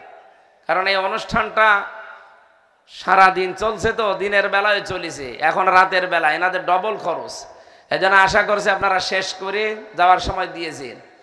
আর আমার জেলখানা থেকে বের হওয়ার আগে আমি 6টা বই লিখেছিলাম, জেলে যাওয়ার পরে লিখেছিলাম 2টা, আর বের হয়ে মাত্র একটা বই লিখেছি। শতাব্দীর শ্রেষ্ঠ রাহবার আল্লামা সাইদি রহমতুল্লাহ আলাই, ওনার সাথে যেহেতু আমার দেখা ছিল, যা যা বলেছিল ওইগুলো লিখে দিয়েছি। অনেক মানে উদ্বুদ্ধ হওয়ার মতো কথা আছে আমার সাথে, যা যা ঘটেছে, এবং মাওলানা আব্দুল্লাহ আল আমিন ভাইয়ের সাথে সাক্ষাতে উনিও লিখেছেন কিছু, আমরা 2 জন মিলে এটা করেছি। আপনারা সাইদি সাহেবকে যারা ভালোবাসেন এটা রাখবেন, পড়বেন, আপনি আরো উদ্বুদ্ধ হবেন ইনশাআল্লাহ, দেখবেন ওই গাড়িতে পাওয়া যাবে, যাওয়ার সময় নিয়েছে। আমার ভাইরা, আমি যে আয়াত থেকে একটা শিক্ষা বের করতে চাচ্ছি, আপনি এটা না শুনেই চলে যাচ্ছেন, তাহলে আসলেন কেন?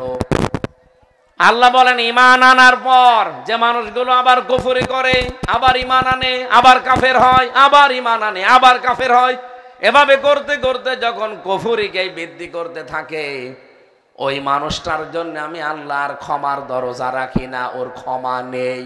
ওয়ালা লিয়াহদিয়াহুম সাবিলা, এমনকি তাকে আমি আল্লাহ হেদায়েতের পথ আর দেই না, বলেন নাউজুবিল্লাহ। এই আয়াত থেকে বাংলা কথা এই যে ঈমান আনলে ঈমান চলে যাওয়ার সম্ভাবনা আছে না নেই? আরো জোরে বলেন। ইমান আনার পরে ইমান চলে যায় এমন ঘটনা আমি বহু পড়েছি তাফসিরে।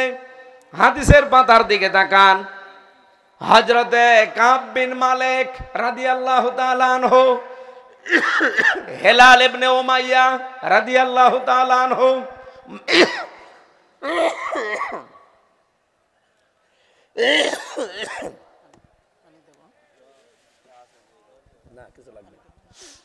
মুরারা বিন রবি রাদিয়াল্লাহু তাআলা আনহু, এই তিনজন সাহাবী তাবুক যুদ্ধে যায় নাই। এই জন্য আল্লাহ 50 দিনের মতো তাদের ঈমান সাময়িক ঝুলিয়ে রেখেছিলেন। তাদের সাথে কথাবার্তা এলাকার মানুষের বন্ধ, সালাম কালাম বন্ধ, এমনকি তাদের স্ত্রীর সাথে বিছানায় থাকাও বন্ধ। এভাবে 1 2 দিন 3 দিন 5 দিন না, 50 দিন একাধারে তারা তওবা করেছে। 50 দিন পরে আল্লাহ তাদের তওবা কবুল করেছে। সুবহানাল্লাহ বলতে পারেন না? তার মানে কি বোঝা গেল যে ঈমান আনলে ঈমান থাকে না, ঈমান মাঝে মাঝে চলেও যায়। কিন্তু বাংলাদেশে এমন কিছু বুজুর্গ পীর সাহেব আছে তাদের ঈমান যায় না।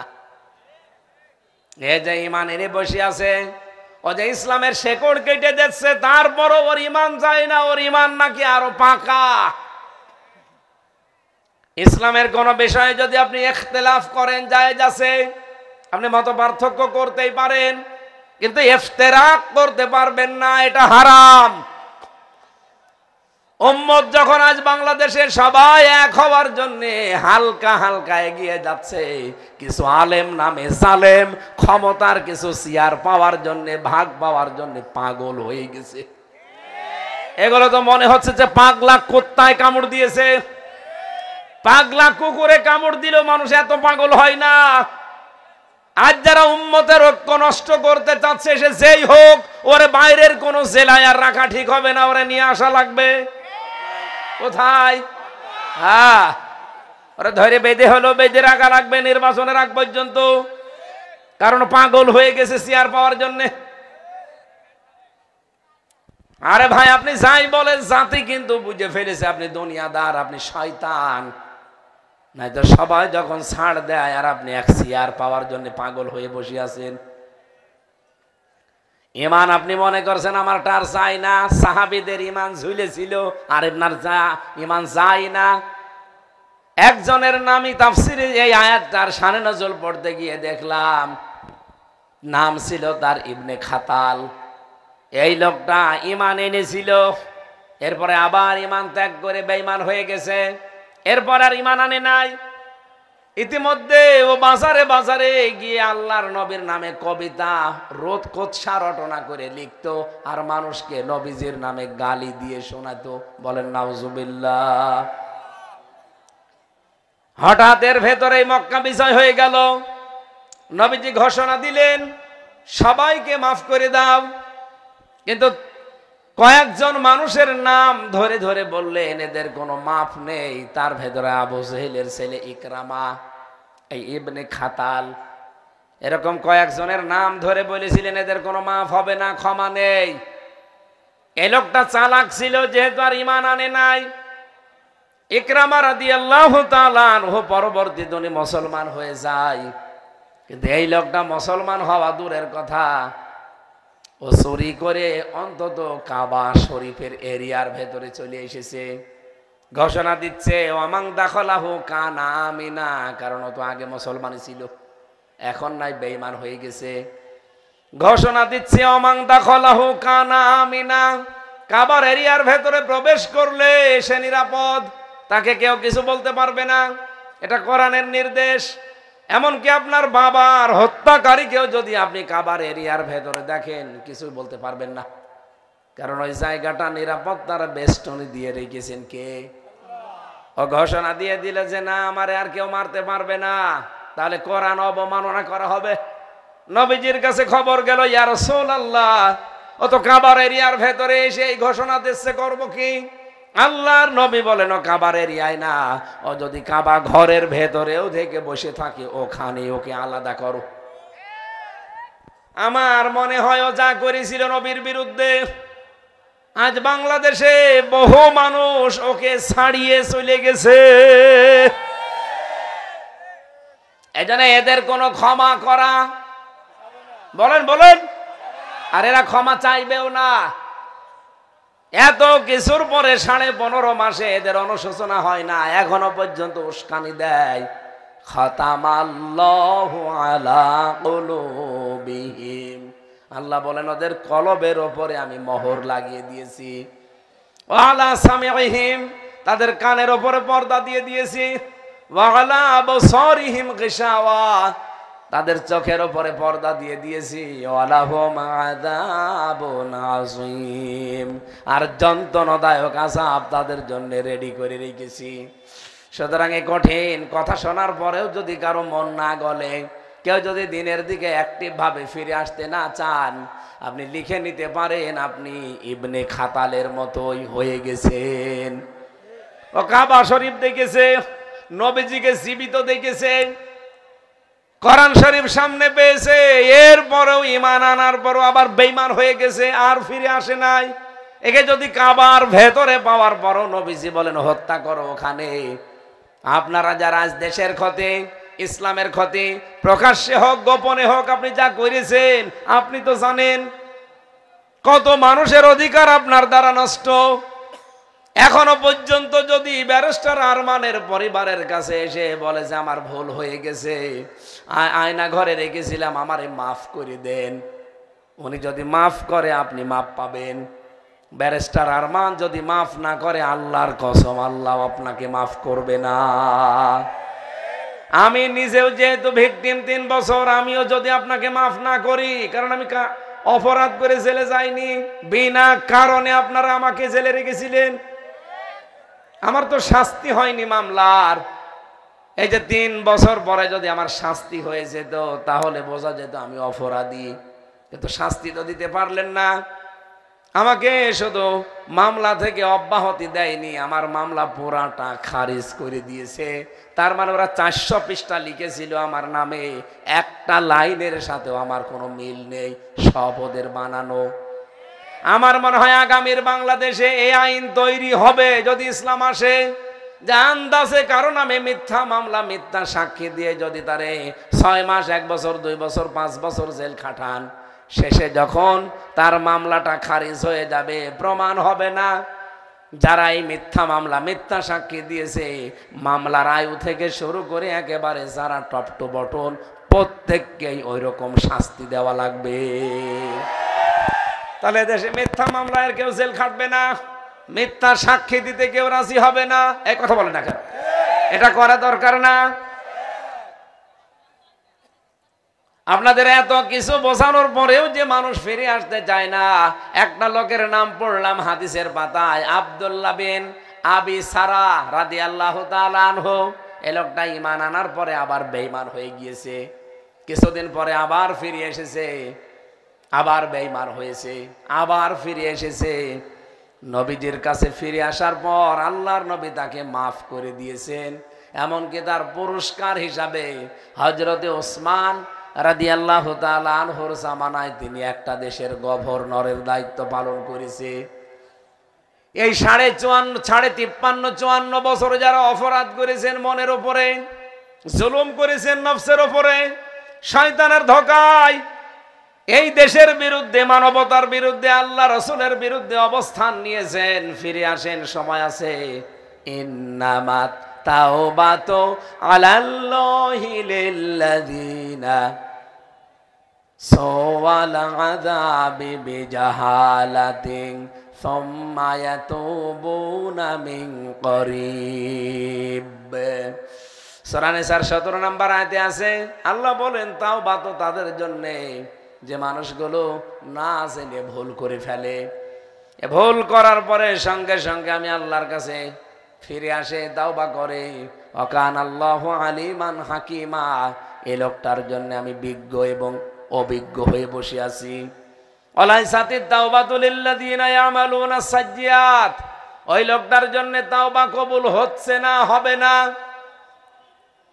ওয়ালাইসাতিত তাওবাতু লিল্লাযিনা ইয়ামালুনা সাজ্জিয়াত, যে লোকটা একটার পরে একটা অন্যায় করতেই থাকে, অনুশোচনা করে না। আমি মনে হয় বোঝাতে পেরেছি। হাত্তা ইযা হাদারা আহাদাহুমুল মাউতু ক্বালা ইন্নী তুবতুল আনা ওয়ালাল্লাযীনা ইয়ামুতুনা ওয়া হুম কুফফার। হঠাৎ করে যখন মরণ চলে আসে তার কাছে, তখন লোকটা ভালো হওয়ার চেষ্টা করে। আল্লাহ বলেন না, বন্ধ হয়ে গেছে তোর দরজা, অহুম কুফফার, ও কাফের অবস্থায় মরে যায়। উলাইকা আতাদনা লাহুম আযাবান আলিমা, এই মানুষগুলোর জন্য আমি প্রস্তুত করে রেখে দিয়েছি যন্ত্রণাদায়ক শাস্তি। বলেন নাউজুবিল্লাহ। ও পাবনাবাসী, পাশের জেলা কুষ্টিয়া, অনেক ভালোবাসি আপনাদের, কারণ বাংলাদেশে আমি যত জায়গায় কথা বলেছি সব চাইতে বেশি বলেছি পাবনায়। কয়েক বছর নয় জালেমরা আসতে দেয়নি, বাকি 3 বছর নয় জেলে ছিলাম। এর আগে তো পাবনায় কোনো গ্রাম আমার বাকি নেই, প্রায় গ্রামে আমি গেছি। বড় আশা ভরসা নিয়ে, তামান্না নিয়ে, ইচ্ছা নিয়ে, আকাঙ্ক্ষা নিয়ে এসেছি। আমি আশা করছি যারা ভুলের ভেতরে ছিলেন ফিরে আসেন। এখনো কিন্তু পূর্ব দিগন্তে সূর্য ওঠে নাই, পশ্চিম দিকে এখনো সূর্য ওঠে নাই। পশ্চিম দিকে যেদিন সূর্য উঠবে ওই দিন আপনার তাওবার দরজা বন্ধ হয়ে যাবে। অন্তত এখনই ফিরে আসা দরকার আমাদের। ঈমান আনার পরে যারা ঈমানকে আবার ধ্বংস করে ফেলেছেন, সে আলেম হোক, পীর হোক, আর সাধারণ মুসল্লি হোক, ফিরে আসেন, নয়তো আল্লাহ আর কোনো দিন আপনার জন্য ক্ষমার দরজা খুলে রাখবে না। লাম ইয়াকুনিল্লাহু লিয়াগফিরা লাহুম, ওদেরকে আমি আল্লাহ আর মাফ করব না, কথা দিয়ে দিলাম। কুফরে যখন আল্লাহ দেখবে বৃদ্ধি হচ্ছে, তখন হেদায়েতের দরজা বন্ধ করে দেবে। এর মতো কপাল পোড়া আর কেউ থাকবে না। তখন এই লোকটা শুধু আফসোস আর আফসোস করতেই থাকবে। আল্লাহ আমাদের কপালে যেন এগুলো না রাখে, বলেন আমিন। টাকা পয়সা যারা সত্যি নিয়ে এসেছেন যাওয়ার সময় দিয়েছেন, আল্লাহুম্মা আমিন। লা ইলাহা ইল্লা আনতা সুবহানাক ইন্নী কুনতু মিনাজ জালিমিন ফাগফিরলি ওয়ারহামনি ওয়াহদিনি ওয়াফিনি ওয়ারযুকনি ইয়া রাব্বাল আলামিন। আল্লাহ তাআলা